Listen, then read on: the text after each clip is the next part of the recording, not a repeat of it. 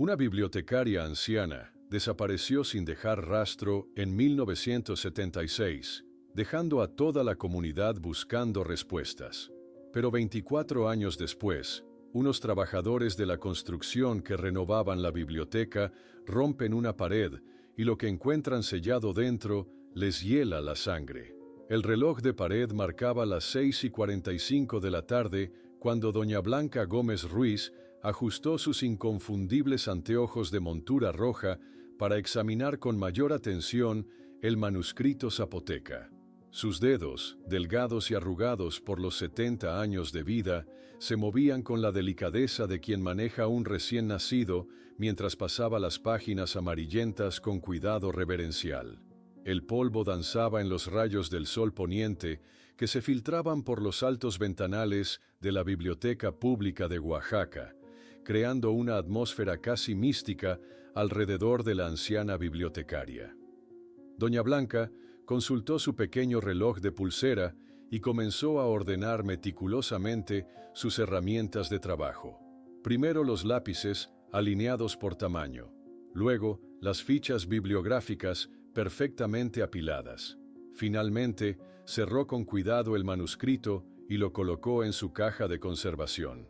20 años de servicio le habían enseñado que la puntualidad y el orden eran tan importantes para la preservación del conocimiento como las condiciones ambientales adecuadas. A las 7 en punto, doña Blanca recogió su bolso tejido y se ajustó el rebozo sobre los hombros. Su cabello plateado, recogido en un impecable moño, brillaba bajo las luces fluorescentes mientras caminaba hacia la salida con pasos pequeños pero firmes. El portero Manuel Jiménez, un hombre de mediana edad con bigote espeso, levantó la vista de su periódico cuando escuchó el familiar taconeo. «Hasta mañana, don Manuel», dijo ella con una sonrisa cálida, como cada tarde de los últimos 15 años. «Hasta mañana, doña Blanquita», respondió él, observándola salir por la puerta principal. «Que descanse bien». Las calles empedradas de Oaxaca resplandecían con las decoraciones multicolores del Día de la Raza. Doña Blanca caminaba con la familiaridad de quien conoce cada piedra, cada esquina, cada historia oculta tras las fachadas coloniales. Algunas personas la saludaban al pasar. Era una figura conocida con sus anteojos rojos y su porte digno.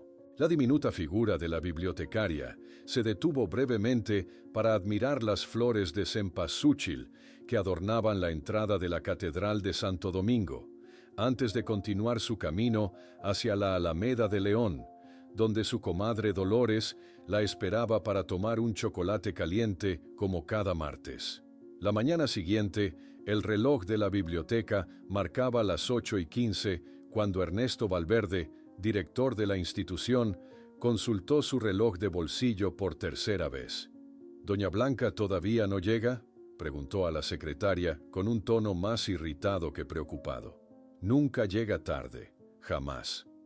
En el Departamento de Historia de la Universidad Autónoma Benito Juárez, el profesor Miguel Gómez explicaba a sus alumnos la importancia de los códices prehispánicos cuando una asistente interrumpió la clase.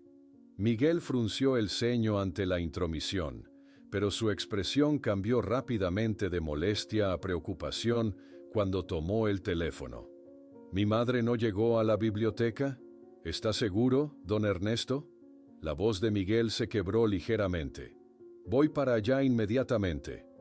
El sol de mediodía caía implacable sobre las calles oaxaqueñas mientras Miguel recorría mercados, plazas y callejones, mostrando una fotografía de doña Blanca a vendedores ambulantes y comerciantes. Su camisa, empapada de sudor, se pegaba a su espalda mientras la ansiedad crecía con cada negativa que recibía. «Sí, la conozco, es la señora de los anteojos rojos de la biblioteca», respondía un vendedor de frutas. «Pero ayer no la vi, licenciado». En la casa de la calle Macedonio Alcalá, Carmen, la nieta de 15 años de doña Blanca, permanecía inmóvil en el sofá floreado, aferrándose al rebozo favorito de su abuela como si fuera un talismán protector. La señora Morales, vecina de toda la vida, intentaba consolarla con té de tila y palabras amables. Abuelita nunca se iría sin despedirse, repetía Carmen, sus ojos enrojecidos fijos en la puerta, como si su mirada pudiera materializar a la anciana en cualquier momento. Ella siempre cumple sus promesas.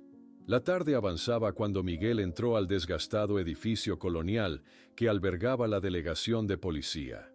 Tras insistir vehementemente, fue conducido hasta el escritorio del capitán Javier Ortiz, un hombre corpulento con mirada cansada, que llenaba lentamente un formulario mientras su cigarro se consumía en un cenicero rebosante.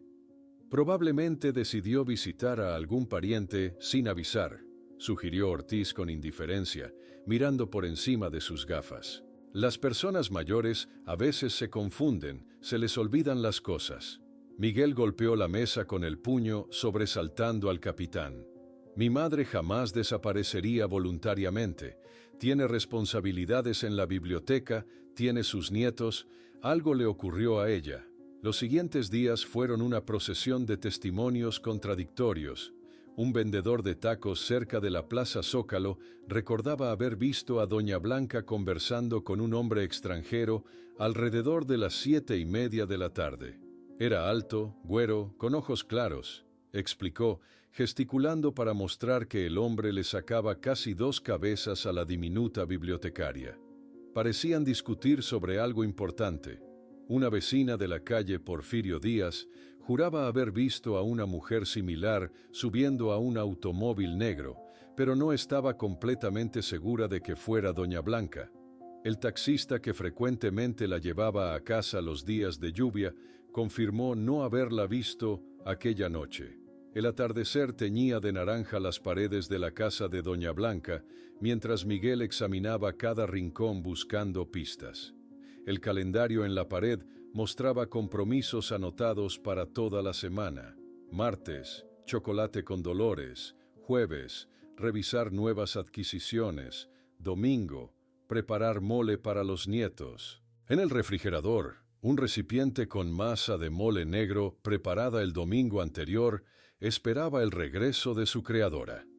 Una semana después del desaparecimiento, docenas de vecinos, colegas y amigos se reunieron en la Plaza Zócalo para una vigilia.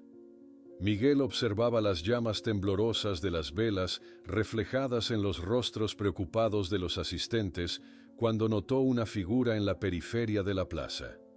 Era un hombre alto y rubio, con ojos fríos que se desviaron rápidamente al encontrarse con la mirada de Miguel, el mismo hombre que el vendedor de tacos había descrito conversando con su madre antes de que desapareciera. Miguel corrió entre la multitud, empujando a turistas desprevenidos y esquivando vendedores ambulantes. Sus pulmones ardían mientras perseguía al hombre rubio que desaparecía entre las sombras del atardecer oaxaqueño. Al doblar la esquina cerca del templo de Santo Domingo, Miguel se detuvo jadeante, girando sobre sí mismo, buscando en todas direcciones. El extranjero se había esfumado como si nunca hubiera existido, dejándole con más preguntas que respuestas. 3 semanas después, el capitán Ortiz recibió a Miguel en su despacho con expresión incómoda. La mesa del oficial rebosaba de expedientes sin resolver, una metáfora perfecta del caos que habían significado las festividades del Día de los Muertos para la investigación. Comprenda, profesor Gómez, explicó Ortiz mientras pasaba distraídamente las hojas del expediente. Las calles estuvieron abarrotadas de turistas durante días. Los testigos potenciales se mezclaron con miles de visitantes. Mis hombres están haciendo lo posible, pero... Miguel observó el cigarrillo consumiéndose en el cenicero, igual que la esperanza de encontrar respuestas inmediatas. Las noches en el barrio de Jalatlaco ya no eran las mismas. Donde antes los niños jugaban hasta la puesta del sol, ahora las madres los llamaban con urgencia apenas comenzaba a oscurecer. Los comerciantes cerraban sus negocios más temprano, asegurando candados y persianas con meticulosidad renovada. En el mercado Benito Juárez, entre puestos de chapulines y botellas de mezcal, aparecieron carteles con el rostro de Doña Blanca y un número telefónico para informantes. El jardín de bugambilias en la casa de la calle Macedonio Alcalá seguía floreciendo ajeno a la tragedia. Miguel y Teresa dedicaban las tardes del domingo a cuidarlo, manteniendo vivo ese pequeño universo que Doña Blanca había creado con paciencia y amor durante décadas. «Sus manos están temblando otra vez», observó Teresa suavemente, mientras Miguel sostenía las tijeras de podar que pertenecían a su madre. Miguel miró sus propias manos como si fueran de un extraño. «Es que puedo sentirla aquí, Teresa, como si fuera a aparecer en cualquier momento para regañarme por cortar las flores incorrectas». Dentro de la casa, Carmen limpiaba meticulosamente el polvo de los anteojos de repuesto de su abuela, colocados sobre la mesita de noche exactamente como Doña Blanca los había dejado. La adolescente se negaba a que cualquier objeto fuera movido un centímetro de su posición original, como si mantener el orden físico pudiera de alguna manera preservar la posibilidad del regreso. La tensión familiar alcanzó su punto culminante cuando Eduardo, el hermano menor de Miguel, llegó desde Ciudad de México en su automóvil de lujo. El contraste entre su traje impecable y la camisa arrugada de Miguel fue el preludio perfecto para la discusión que siguió. «Han pasado más de 2 meses, Miguel», argumentó Eduardo en la sala, sus llaves golpeando nerviosamente contra la mesa de centro. «Necesitamos ser realistas y considerar vender la casa. Mamá probablemente está... ¿Cómo puedes desistir de ella tan fácilmente?», gritó Miguel, interrumpiéndolo. «Ella nunca desistió de nosotros». El silencio que siguió fue roto por el llanto de Carmen, quien había escuchado todo desde la habitación contigua. La frustración crecía a medida que la investigación oficial perdía impulso. El capitán Ortiz fue transferido inesperadamente a otro departamento, y el expediente de Doña Blanca pasó a manos del joven investigador Luis Mendoza, quien lo colocó en una pila de casos sin resolver con una indiferencia que enloqueció a Miguel. En un café discreto cercano al Zócalo, Miguel entregó un sobre con dinero a Héctor Vargas, un ex policía de mirada penetrante y bigote entrecano. «Este es el dinero que teníamos ahorrado para la Universidad de Carmen», confesó Miguel, su voz quebrada por la culpa y la determinación. «Necesito respuestas, señor Vargas. La policía no está haciendo nada». Las primeras investigaciones de Vargas revelaron discrepancias inquietantes. Examinando el inventario de la biblioteca, el detective descubrió anotaciones alteradas y fechas incongruentes en los registros de 3 valiosos manuscritos zapotecas. «Son simplemente errores administrativos», insistió Ernesto Valverde cuando Vargas lo cuestionó. El director de la biblioteca agitaba las manos nerviosamente mientras hablaba. «Ocurren en todas las instituciones. No tiene nada que ver con la desaparición de Doña Blanca».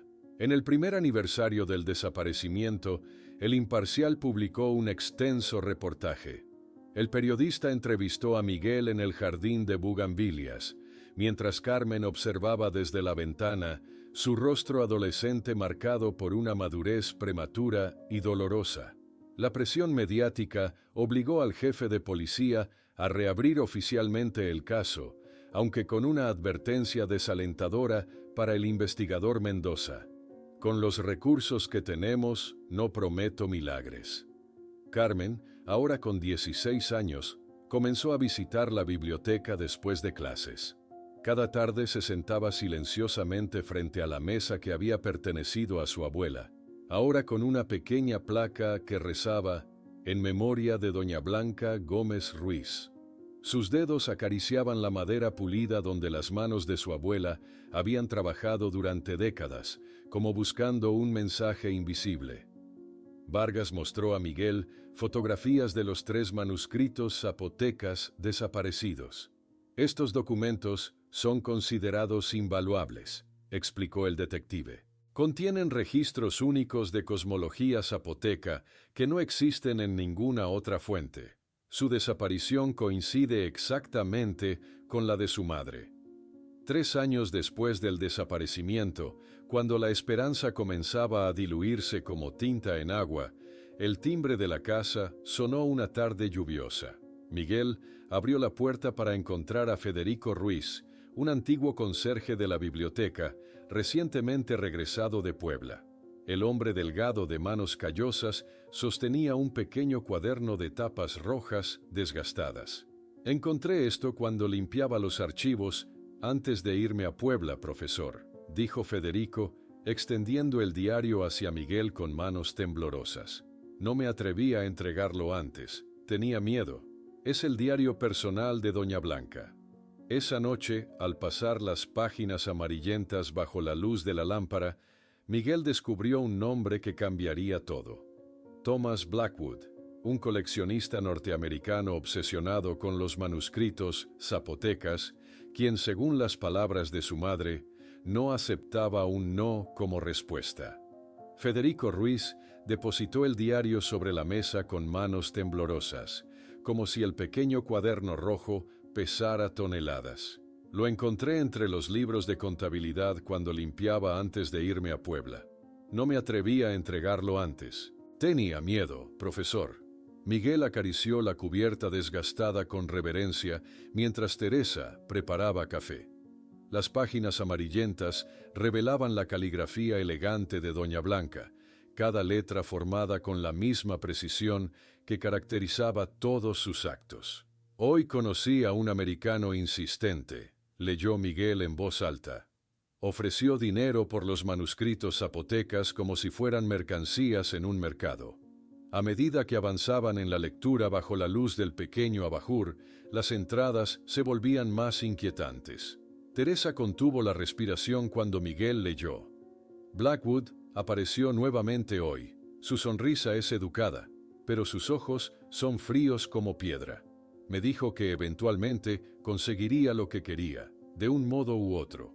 La última entrada, fechada el 11 de octubre de 1976, un día antes de la desaparición, resultó escalofriante. «Encontré discrepancias en el inventario. 3 manuscritos parecen haber sido reemplazados por copias. Confrontaré a Ernesto mañana». A la mañana siguiente, Vargas y Miguel presentaron el diario en la delegación. El nuevo jefe de policía, coronel Ramírez, examinó el cuaderno con interés genuino, tomando notas detalladas mientras Miguel explicaba su contenido. «Este tal Blackwood me parece sospechoso», comentó Ramírez, alzando una ceja. «Veré qué podemos averiguar sobre él».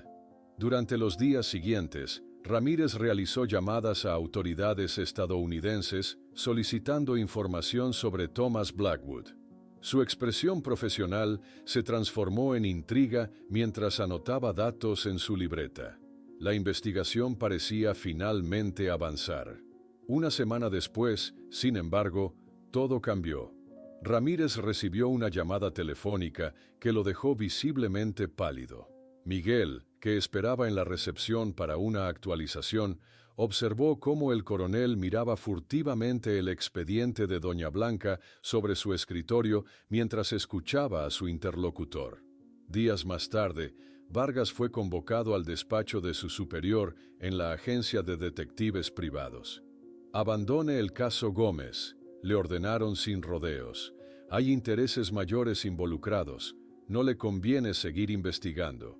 Cuando Miguel confrontó a Ramírez sobre la repentina parálisis en la investigación, recibió solo miradas evasivas. «Estamos siguiendo todos los protocolos, señor Gómez», respondió el coronel con una frase claramente ensayada. «Le aseguro que hacemos todo lo posible».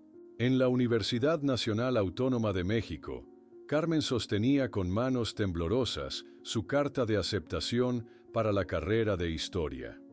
Su decisión de estudiar el pasado no era casual. Cada día que transcurría sin su abuela fortalecía su determinación de preservar memorias, de impedir que las historias importantes se desvanecieran como había ocurrido con Doña Blanca. Eduardo visitó la casa familiar por primera vez en 2 años, notando con sorpresa cómo Miguel había envejecido. El cabello de su hermano mayor, antes negro como obsidiana, ahora mostraba canas prominentes que recordaban al plateado de su madre.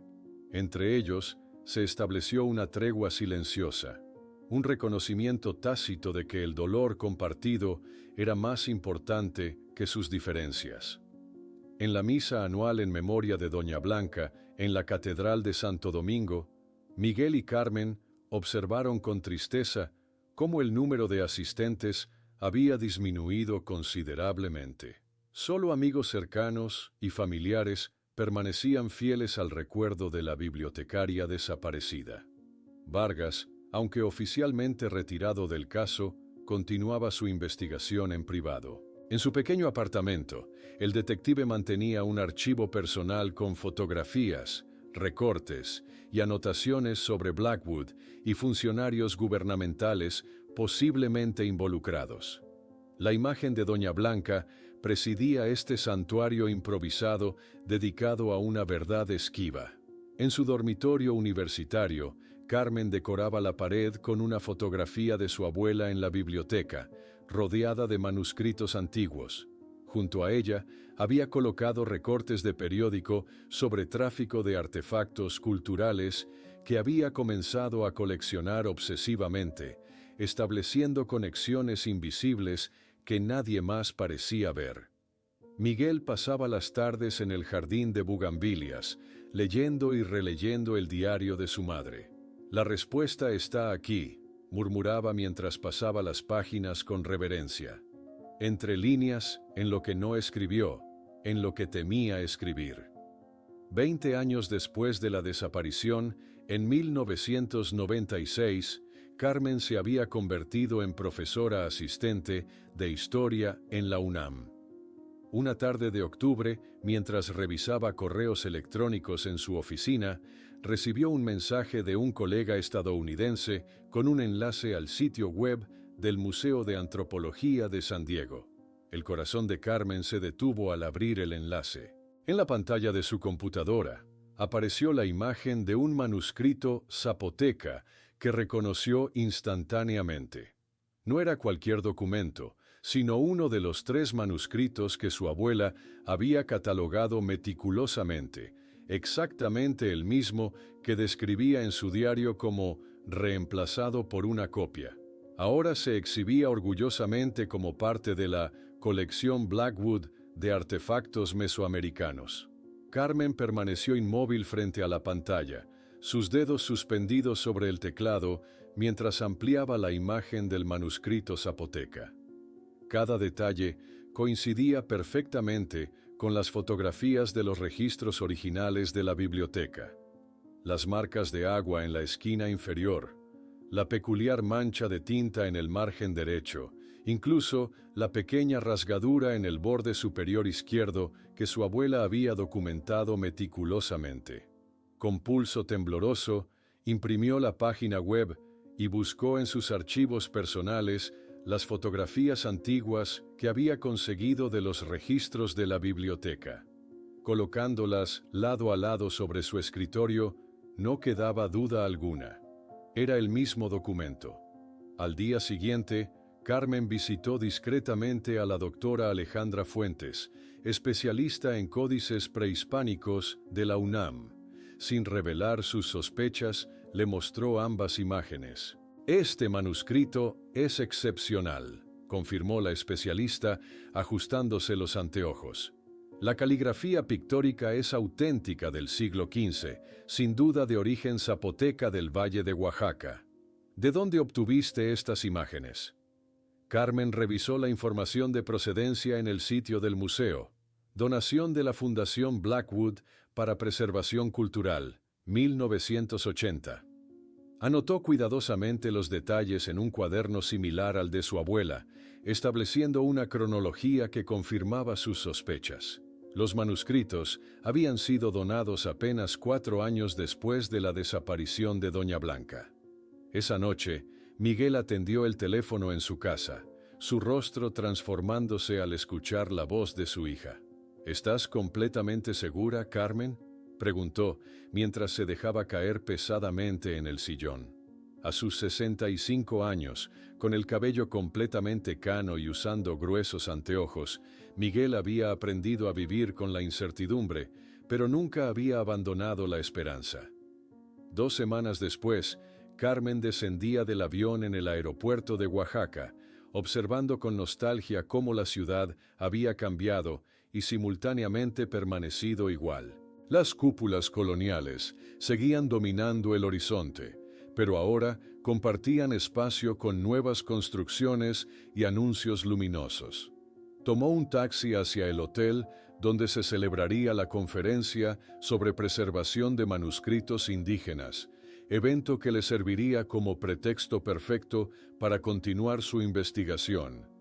Durante su presentación titulada Desafíos en la preservación de manuscritos indígenas, Carmen incluyó estratégicamente imágenes de los manuscritos en cuestión, observando atentamente las reacciones del público. Un hombre mayor en la última fila se removió incómodo en su asiento cuando la imagen apareció en pantalla. Esa tarde, Miguel y Carmen se reunieron en un café cercano al Zócalo, hablando en voz baja mientras se extendían documentos y fotografías sobre la mesa. Los turistas y trabajadores locales pasaban junto a ellos sin percatarse de la trascendencia de aquella conversación. «Mira, papá», señaló Carmen con determinación. «Las marcas de agua, las manchas de tinta aquí en este margen, es imposible que sea una coincidencia. Son exactamente los mismos manuscritos que abuelita catalogó». Miguel extrajo de su bolsillo una pequeña libreta, desgastada, donde había anotado un número telefónico 20 años atrás. «Quizás él pueda ayudarnos», murmuró mientras marcaba el número, preguntando por Raúl Mendoza, antiguo asistente del capitán Ortiz. Al atardecer, un taxi los dejó frente a una modesta casa en las afueras de Oaxaca. Raúl Mendoza, ahora un hombre consumido por la enfermedad, pero con mirada aún alerta, los recibió en su porche. «Pensé que nadie recordaría ya ese caso», comentó mientras los invitaba a pasar. «Qué bueno que me encontraron antes de que fuera demasiado tarde». Mendoza sirvió café en tazas desportilladas, su mano temblando ligeramente mientras llenaba la de Miguel. «Su caso fue deliberadamente saboteado», confesó finalmente, entre accesos de tos. «Había intereses poderosos involucrados en el tráfico de artefactos históricos. Cuando comenzamos a investigar a Blackwood, recibimos órdenes directas de parar. Su nombre estaba conectado con personas importantes en Ciudad de México».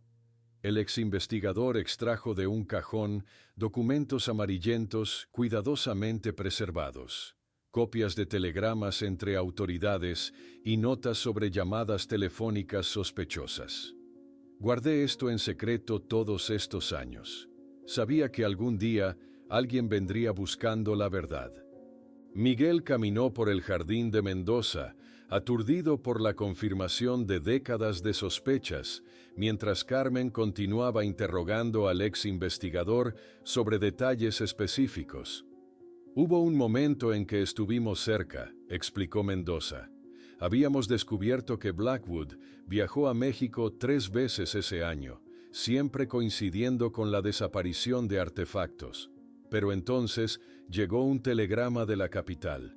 Al salir de la casa de Mendoza al anochecer, Carmen y Miguel llevaban consigo una carpeta con documentos que podrían finalmente reabrir el caso.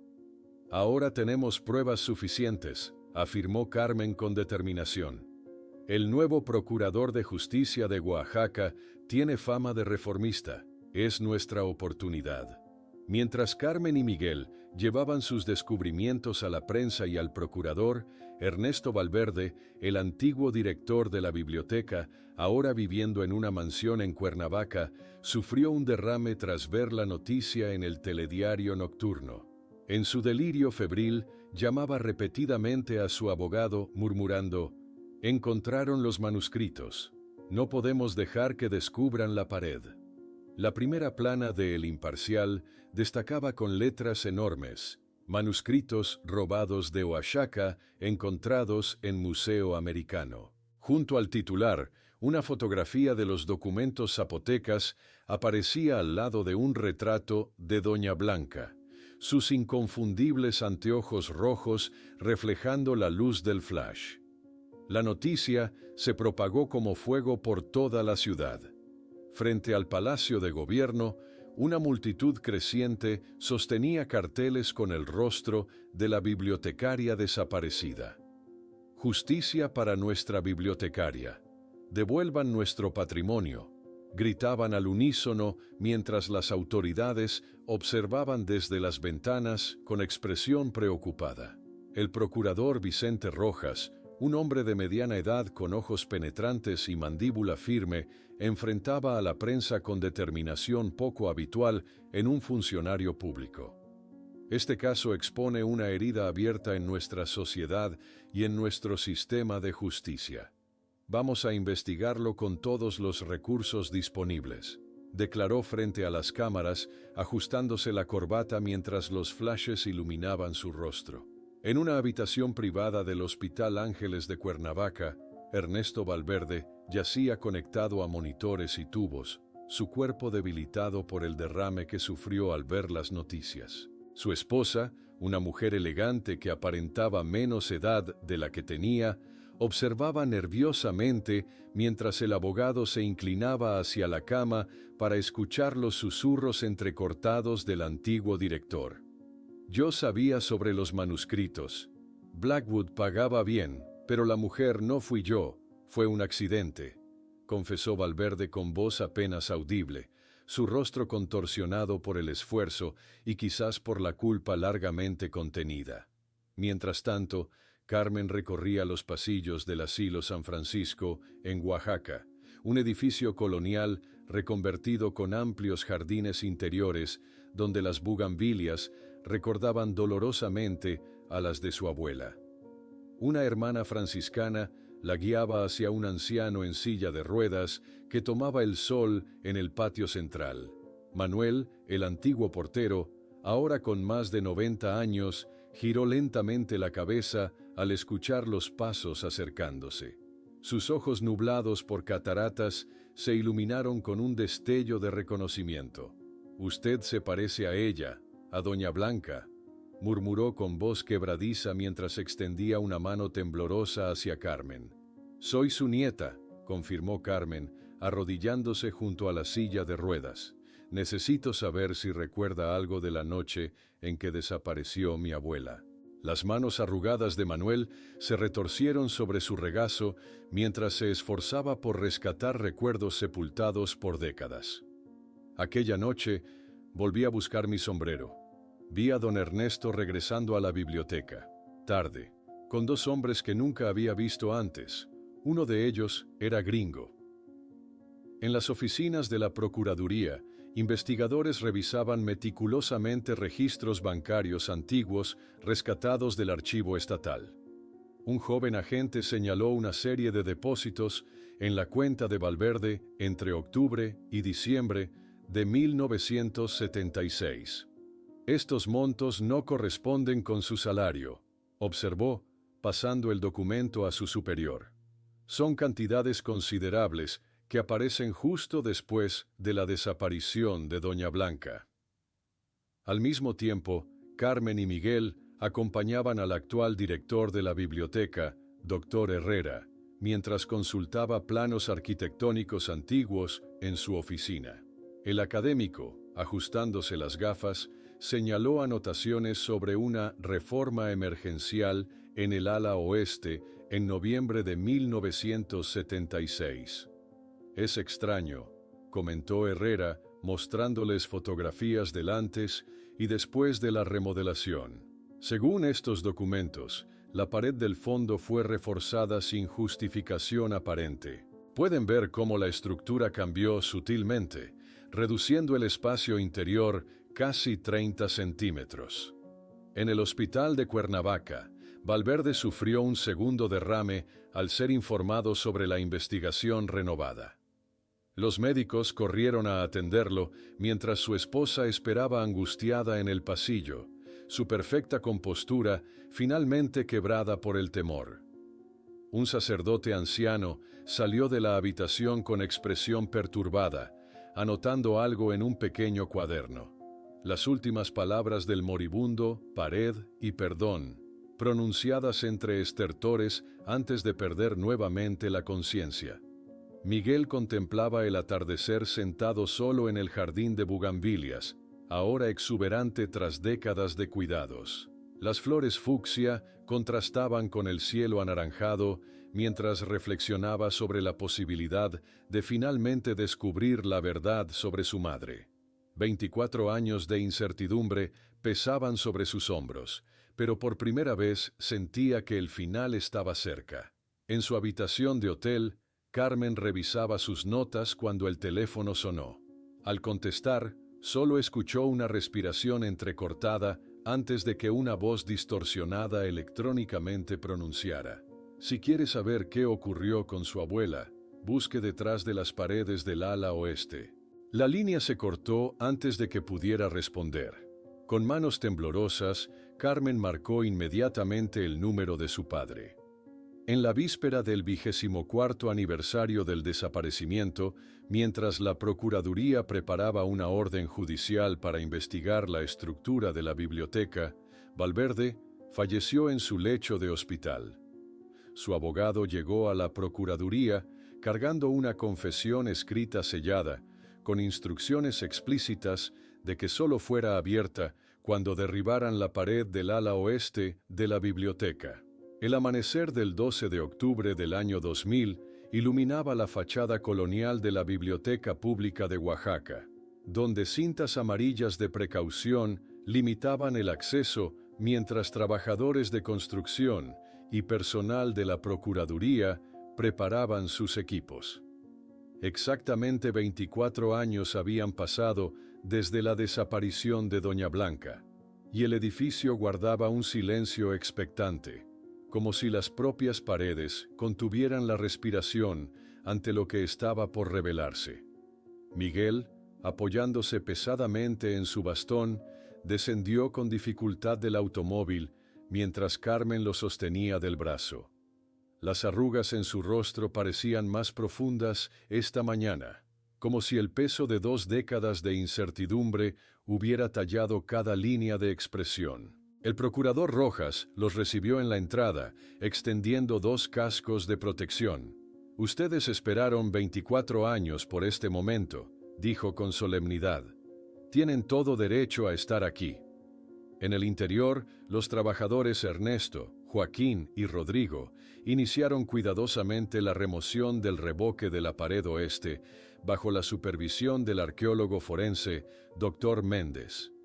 Las herramientas pequeñas raspaban metódicamente la superficie, liberando nubes de polvo que danzaban en los rayos de sol que se filtraban por las ventanas altas. Carmen y Miguel observaban cada centímetro de pared expuesta, sus rostros tensos reflejando la mezcla de esperanza y temor. El sonido de las espátulas y cinceles contra el yeso resonaba en la biblioteca silenciosa, amplificado por la tensión del momento. Joaquín detuvo abruptamente su trabajo cerca del mediodía, bajando la herramienta mientras llamaba al arqueólogo. «Hay algo aquí, doctor». Sus palabras cayeron como piedras en un estanque quieto, creando ondas de expectación. El doctor Méndez se aproximó rápidamente, identificando un área donde el concreto tenía una composición diferente, más reciente que el resto de la estructura.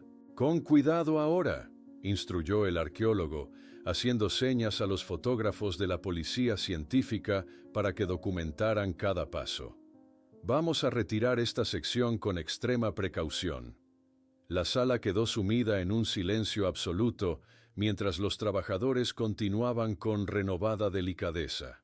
El primer objeto apareció cuando Rodrigo removió un fragmento de concreto, una varilla metálica roja que, al ser cuidadosamente expuesta, reveló ser parte de los inconfundibles anteojos de Doña Blanca. Carmen ahogó un grito, llevándose la mano a la boca. Miguel se apoyó pesadamente en su bastón, lágrimas silenciosas deslizándose por sus mejillas surcadas, mientras el doctor Méndez colocaba los anteojos rotos en una bandeja de evidencias. No necesitaban confirmación alguna. Aquellos anteojos rojos eran tan característicos de Doña Blanca como su puntualidad y su amor por los manuscritos antiguos. La excavación continuó con renovada intensidad, pero mayor precaución. Poco después, aparecieron papeles manchados con una sustancia marrón rojiza, cuidadosamente extraídos y colocados en bolsas plásticas para preservación.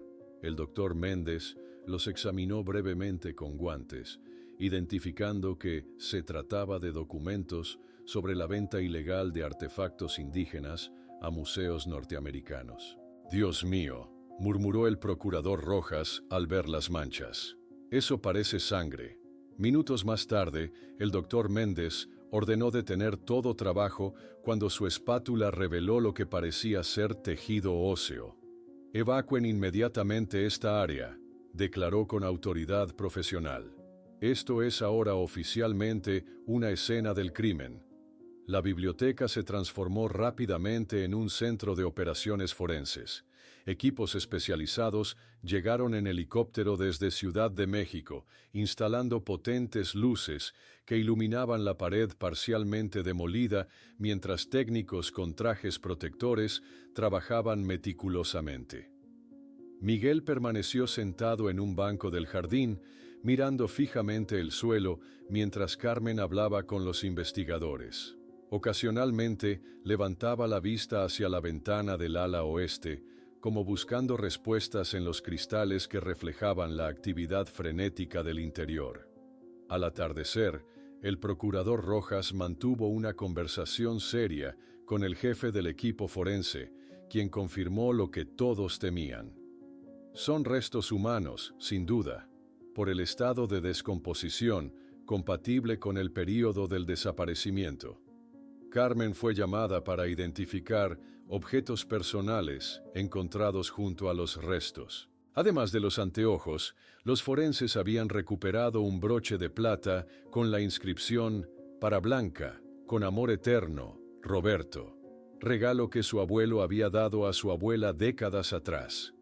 Al sostenerlo en sus manos enguantadas, Carmen sintió que el tiempo se comprimía, conectando aquel pasado feliz con el trágico presente. Cuando el sol comenzaba a ponerse, Miguel y Carmen abandonaron la biblioteca mientras los reporteros eran mantenidos a distancia por policías.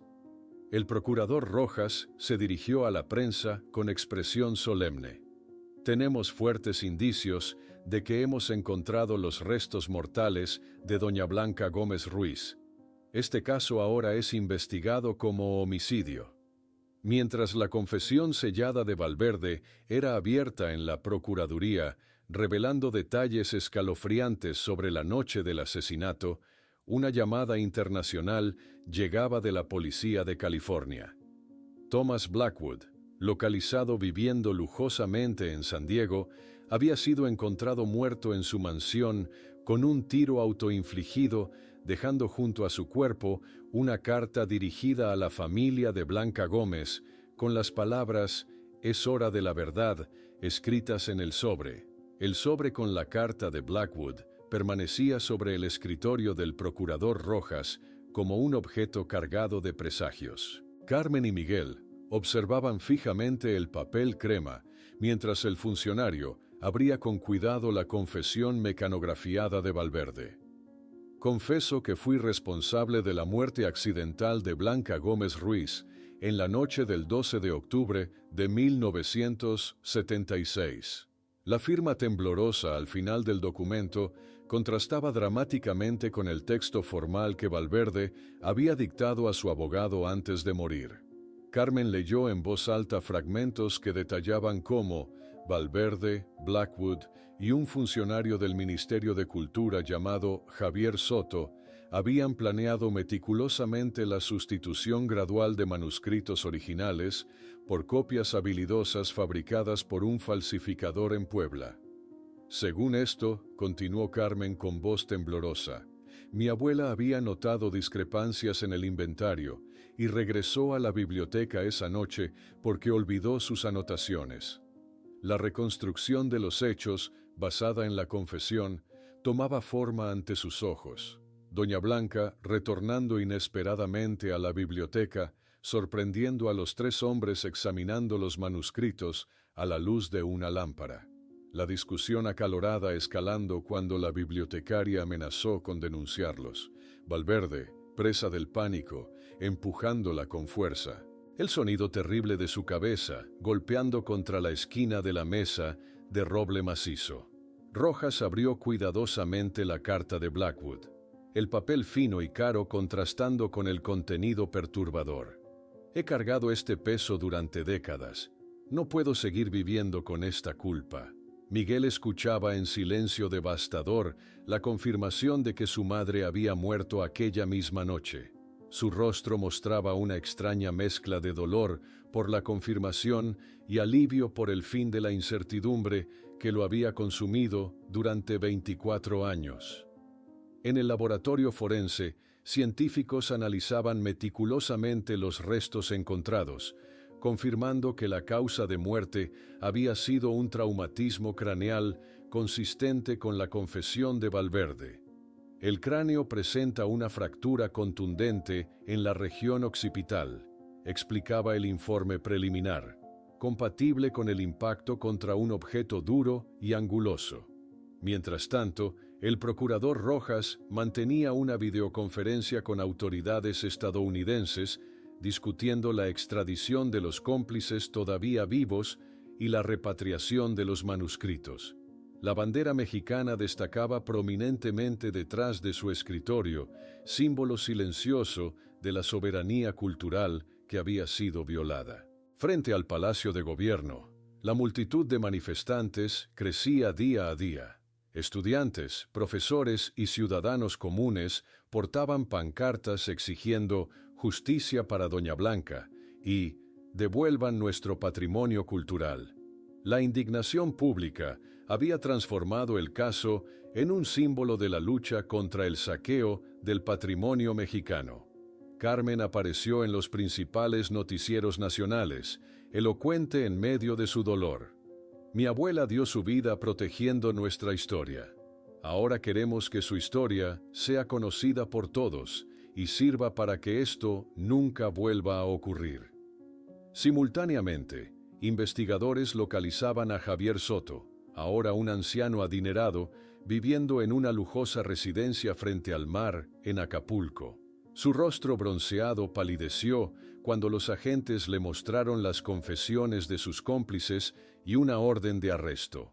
Al atardecer, Miguel regresó solo a la biblioteca, deteniéndose frente a la pared, ahora completamente demolida. Imaginó los últimos momentos de su madre, su valentía al enfrentar a los traficantes, su determinación por proteger el patrimonio cultural que tanto amaba. Una lágrima solitaria rodó por su mejilla mientras susurraba, «Ya puedes descansar, mamá». En las oficinas del Instituto Nacional de Antropología e Historia, Carmen se reunía con especialistas para discutir la autenticidad de los manuscritos en San Diego y el proceso legal para recuperarlos. «Son indudablemente auténticos», confirmaba el experto en códices, y pertenecen inequívocamente a la colección original de la Biblioteca de Oaxaca. Esa noche, Eduardo llegó precipitadamente desde Ciudad de México tras enterarse de las noticias. Los tres hermanos se reunieron en la antigua casa de Doña Blanca, finalmente unidos en su dolor y en la búsqueda de un cierre para esta tragedia familiar. Teresa preparó chocolate caliente, la bebida favorita de Doña Blanca, mientras compartían recuerdos y lágrimas largamente contenidas. La noticia del descubrimiento de los restos de Doña Blanca y la red de tráfico detrás de su muerte se extendió rápidamente por todo el mundo. Mientras la sociedad mexicana procesaba la tragedia, una reportera investigativa de Ciudad de México, Claudia Morales, descubrió que el esquema de tráfico era mucho más extenso de lo inicialmente imaginado. Documentos recientemente filtrados sugerían que altos funcionarios del gobierno de la época no solo facilitaron el contrabando de artefactos culturales, sino que ordenaron activamente el encubrimiento del caso Gómez. La revelación planteaba una pregunta escalofriante que comenzaba a resonar en los medios nacionales e internacionales. ¿Cuántas otras doñas blancas podrían estar enterradas en paredes por todo México? Claudia Morales, una mujer de 35 años con el cabello recogido en una coleta práctica y una mirada penetrante que delataba años de investigación periodística, se reunió con Carmen en un café discreto, alejado del bullicio turístico de Oaxaca. Sin mediar saludo, deslizó un sobre marrón sobre la mesa desgastada. «Esto va mucho más allá de Valverde y Blackwood», murmuró Claudia, mirando nerviosamente a su alrededor. «Lo que encontrarás aquí podría costarnos mucho a ambas». Carmen abrió el sobre con dedos temblorosos, extrayendo memorandos oficiales con sellos del Ministerio del Interior. Sus ojos se ensancharon al leer órdenes explícitas para cerrar discretamente la investigación sobre Doña Blanca, firmadas por funcionarios que ahora ocupaban posiciones prestigiosas en el gobierno actual. «Estos documentos sugieren una conspiración al más alto nivel», susurró Carmen, sintiendo el peso de cada palabra. «Una red sistemática de tráfico cultural protegida oficialmente». Mientras tanto, Miguel recorría silenciosamente la funeraria local, sus pasos resonando sobre el mármol pulido mientras observaba los ataúdes expuestos. Sus manos, ahora marcadas por manchas de la edad y venas prominentes, acariciaban la madera lustrada de un féretro de caoba, mientras el empleado se retiraba discretamente para darle privacidad en este momento íntimo. En el despacho del procurador Rojas, dos asistentes actualizaban un complejo diagrama en la pared, donde fotografías y nombres se conectaban mediante líneas rojas, formando una telaraña que comenzaba con Valverde, Blackwood y Soto, pero se extendía hacia arriba, implicando a figuras cada vez más poderosas del México de los años 70. «La red parece llegar hasta el exministro García Ponce», comentó uno de los asistentes, colocando la fotografía de un hombre elegante de cabello plateado en la parte superior del diagrama. Simultáneamente, en una austera sala de interrogatorios, Javier Soto, despojado de su arrogancia habitual, negociaba con los fiscales. Su rostro bronceado por décadas de sol acapulqueño contrastaba con el gris de su cabello y la palidez que ahora invadía sus mejillas. «Tengo nombres, fechas, registros, pero necesito garantías», insistía, pasándose nerviosamente la mano por el cabello. «Si hablo, hay personas que aún tienen poder para silenciarme permanentemente». Carmen presentó los documentos filtrados a Rojas esa misma tarde. El procurador los examinó con expresión grave, pasando lentamente las páginas mientras su ceño se fruncía cada vez más. «Esto implica directamente al exministro García Ponce», confirmó, levantando la mirada. «Era prácticamente intocable en aquella época y aún conserva conexiones poderosas». En la casa familiar, Miguel y Eduardo revisaban cuidadosamente las pertenencias personales de Doña Blanca que habían sido preservadas como evidencia y ahora retornadas a la familia. El diario con su caligrafía precisa, algunas joyas modestas y los icónicos anteojos rojos restaurados meticulosamente por los técnicos forenses. «Todavía puedo oler su perfume», murmuró Miguel, sosteniendo el rebozo favorito de su madre contra su mejilla.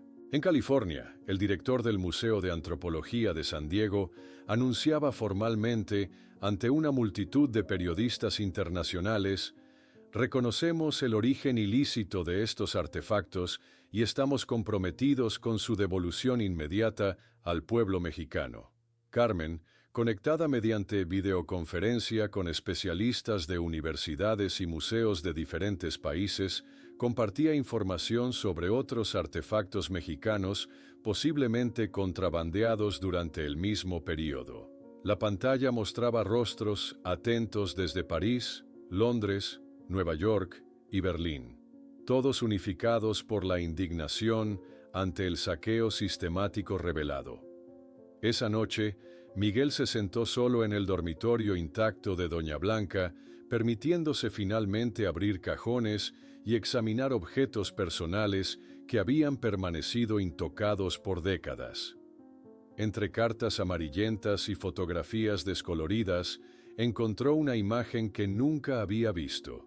Su madre, joven y sonriente, junto a un grupo de arqueólogos en un sitio de excavación.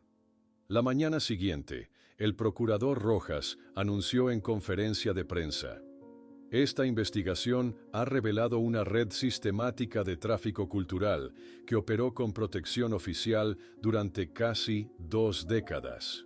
Seguiremos el rastro hasta donde nos lleve, sin importar cuán alto. Carmen visitó el asilo para agradecer a Manuel, encontrándolo dormitando bajo un naranjo en flor. Le entregó una fotografía enmarcada de Doña Blanca, colocándola cuidadosamente entre sus manos arrugadas. Ella estaría agradecida por tu memoria, don Manuel, susurró Carmen, mientras el anciano portero sonreía débilmente. Frente a la antigua residencia de García Ponce, un hombre de 90 años protegido ahora por guardias de seguridad privada, crecían las protestas diarias. Estudiantes universitarios, activistas culturales y ciudadanos indignados exigían justicia, sus voces unificadas en cánticos que resonaban en las elegantes calles del barrio exclusivo. En el jardín de bugambilias, Carmen y Miguel decidían qué flores utilizar para el funeral, finalmente programado para la semana siguiente. Carmen notó con asombro cómo las plantas habían florecido extraordinariamente aquel octubre, como si celebraran la verdad finalmente revelada. Parece que ella está aquí, entre las flores, comentó Miguel, acariciando un pétalo fucsia con delicadeza. Esa tarde, una caja de madera tallada llegó desde el Museo de San Diego vía valija diplomática. Miguel la abrió con reverencia en presencia del procurador y varios testigos oficiales, revelando los 3 manuscritos zapotecas originales, finalmente retornando a Oaxaca tras 24 años de exilio. En la víspera del funeral de Doña Blanca, cuando los preparativos estaban casi concluidos y la familia finalmente parecía encontrar algo de paz, Carmen recibió un paquete anónimo. Al abrirlo en la cocina familiar, encontró un viejo grabador de casetes y una nota manuscrita. Doña Blanca grabó esto la mañana de su desaparición. Escuche su voz una última vez, pero tenga cuidado con lo que descubra. Carmen y Miguel se miraron fijamente, el viejo grabador de casetes entre ellos, sobre la mesa de la cocina como un objeto casi sagrado. Teresa preparaba té de canela, moviéndose silenciosamente para calmar los nervios que electrificaban el ambiente. Ninguno se atrevía a presionar el botón de reproducción, temerosos de lo que podrían descubrir. «Tenemos que escucharlo», susurró finalmente Carmen, extendiendo su mano temblorosa hacia el aparato. El clic del botón resonó en la cocina silenciosa, y tras unos segundos de estática, una voz que no habían escuchado en 24 años llenó la habitación. «Mi nombre es Blanca Gómez Ruiz. Hoy es 12 de octubre de 1976, y estoy grabando esto como registro de lo que he descubierto». Miguel cerró los ojos, transportado instantáneamente al pasado por aquella voz serena y metódica. Teresa dejó caer una taza que se hizo añicos contra el suelo, pero nadie se movió para recoger los fragmentos. La grabación continuaba con Doña Blanca, detallando minuciosamente las sustituciones de manuscritos que había descubierto, su voz manteniendo una calma profesional que contrastaba con la gravedad de sus acusaciones. «He documentado al menos 3 manuscritos originales, reemplazados por copias excelentes, pero detectables para un ojo entrenado. explicaba la voz. Valverde está claramente involucrado, al igual que el coleccionista americano Blackwood. Carmen y Miguel escuchaban hipnotizados hasta que llegaron al punto crítico de la grabación. Tengo razones para creer que este esquema va más allá de Valverde y el americano. Alguien con poder considerable, a quien Soto se refiere únicamente como el patrón, parece estar coordinando todo desde arriba. Esa misma tarde, Miguel y Carmen entregaron la cinta al procurador Rojas, quien la escuchó con expresión cada vez más grave, tomando notas detalladas en una libreta de cuero negro. «Esto cambia nuestra línea de investigación», declaró Rojas, pausando la grabación. «Si el patrón es quien sospechamos, estaríamos frente a una conspiración gubernamental al más alto nivel». Los investigadores de la Procuraduría inmediatamente comenzaron a analizar registros de llamadas y viajes de García Ponce durante los años 70, descubriendo que sus visitas a Oaxaca coincidían perfectamente con las fechas de desaparición de varios artefactos importantes.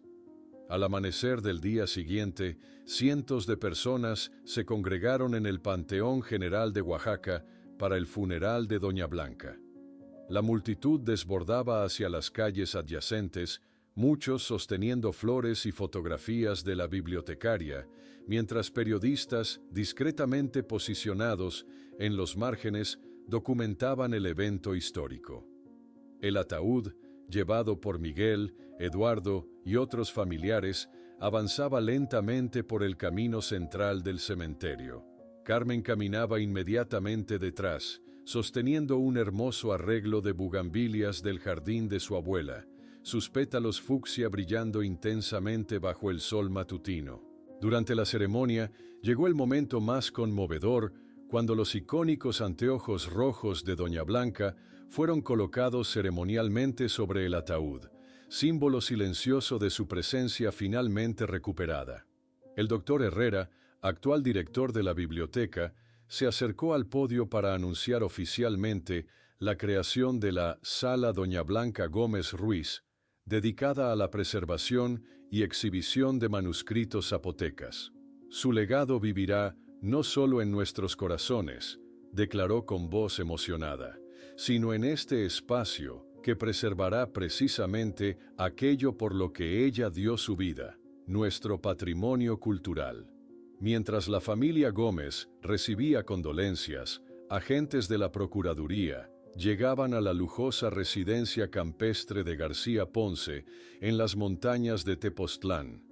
Presentaron una orden de cateo a empleados sorprendidos, quienes los guiaron reluctantemente por la propiedad.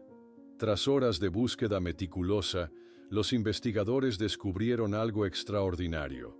Una estantería en el estudio principal se deslizaba lateralmente, revelando una cámara secreta.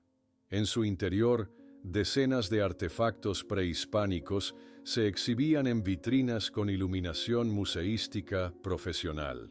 «Dios mío», susurró el agente principal, «es un museo privado de piezas robadas». Después del funeral, Carmen concedió una entrevista a Claudia Morales. Con el rostro aún marcado por el llanto, pero con determinación en la voz, reflexionó. «Mi abuela dio su vida protegiendo nuestra historia. Ahora su historia protegerá las vidas de generaciones futuras». Esa noche, Miguel regresó solo a la casa de la calle Macedonio Alcalá. Por primera vez en 24 años, entró al dormitorio de su madre sin sentir el peso asfixiante de la incertidumbre. Tocó los objetos personales con una nueva sensación de paz, permitiéndose finalmente iniciar su duelo. En el laboratorio forense, especialistas en análisis de audio examinaban la grabación de Doña Blanca, detectando en el fondo un sonido revelador, alguien golpeando a una puerta y la voz de ella diciendo, «Un momento, ya voy», antes de finalizar la grabación. Era la última frase que había pronunciado antes de encontrarse con sus asesinos.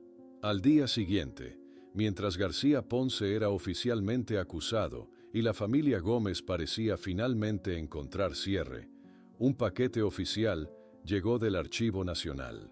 Carmen lo abrió en presencia de Miguel y el procurador Rojas, revelando documentos recién desclasificados que mostraban que doña Blanca había sido informante del gobierno sobre actividades arqueológicas sospechosas durante años antes de su asesinato.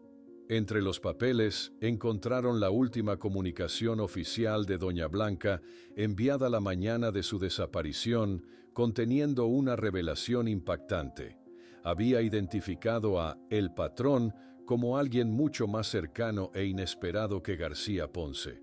Miguel permaneció inmóvil, con los documentos desclasificados esparcidos sobre su escritorio. La fotografía familiar enmarcada mostraba a su padre y a su tío Roberto sonriendo juntos durante la celebración del bautizo de Carmen, 30 años atrás. Sus ojos cansados se movían entre los papeles oficiales y aquella imagen de felicidad familiar que ahora se revelaba como una cruel mentira. ¿Tío Roberto? ¿El patrón era tío Roberto? La voz de Carmen temblaba mientras leía el informe confidencial donde doña Blanca había identificado a Roberto Álvarez como el cerebro detrás de toda la operación. ¿El mismo que nos traía dulces cuando éramos niños? ¿El que lloró con nosotros cuando desapareció abuela? Los recuerdos asaltaron a Miguel como fragmentos de vidrio.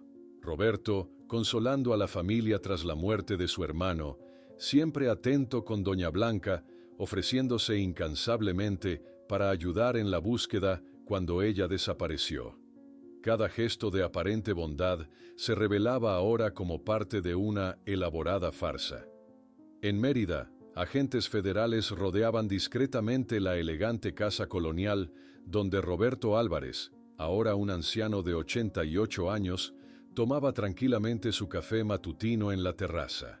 Para sorpresa de los oficiales, no opuso resistencia cuando le presentaron la orden de arresto.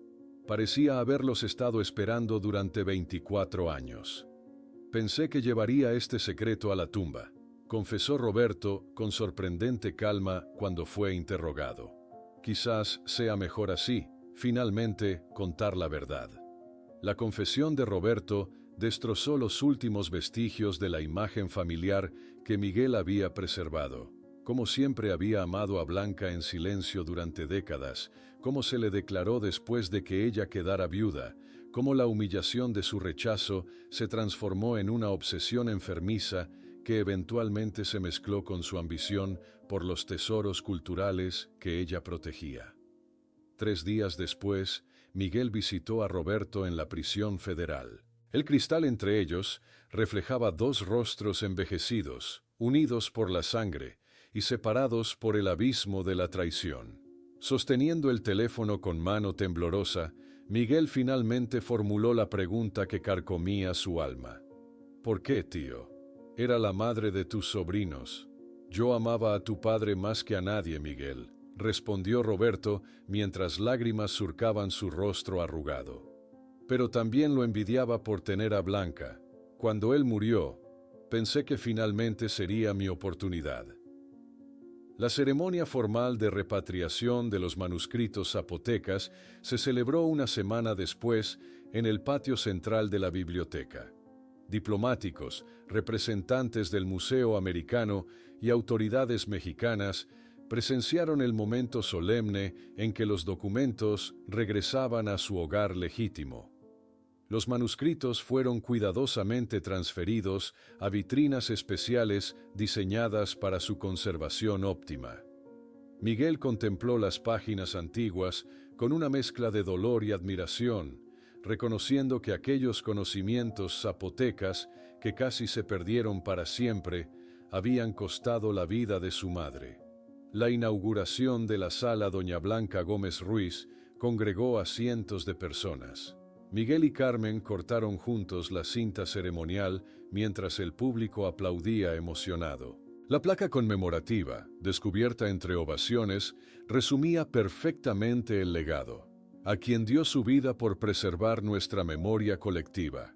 Durante su discurso inaugural, Carmen anunció la creación de la Fundación Doña Blanca para apoyar a bibliotecarios y archivistas que denunciaran actos de corrupción relacionados con el patrimonio cultural. Para que ningún guardián de nuestra historia tenga que elegir entre la verdad y su vida, declaró con voz firme mientras los asistentes se ponían de pie en señal de respeto. Al día siguiente, Miguel empacó metódicamente algunos objetos personales de Doña Blanca para donarlos al nuevo museo. Después de tantos años preservando intacto cada detalle de la casa, finalmente podía desprenderse de algunas cosas, conservando únicamente los anteojos rojos y algunas fotografías familiares para el altar hogareño. El domingo siguiente, 3 generaciones de la familia Gómez se reunieron alrededor de la mesa familiar. El aroma del mole negro, preparado según la receta de Doña Blanca, impregnaba la casa mientras nietos y bisnietos compartían historias y risas. La fotografía de la bibliotecaria ocupaba un lugar de honor en la cabecera, sus ojos bondadosos observando a la familia que había continuado sin ella. 2 meses después, Carmen, ahora directora del Departamento de Historia en la UNAM, explicaba a sus estudiantes la importancia del caso de su abuela.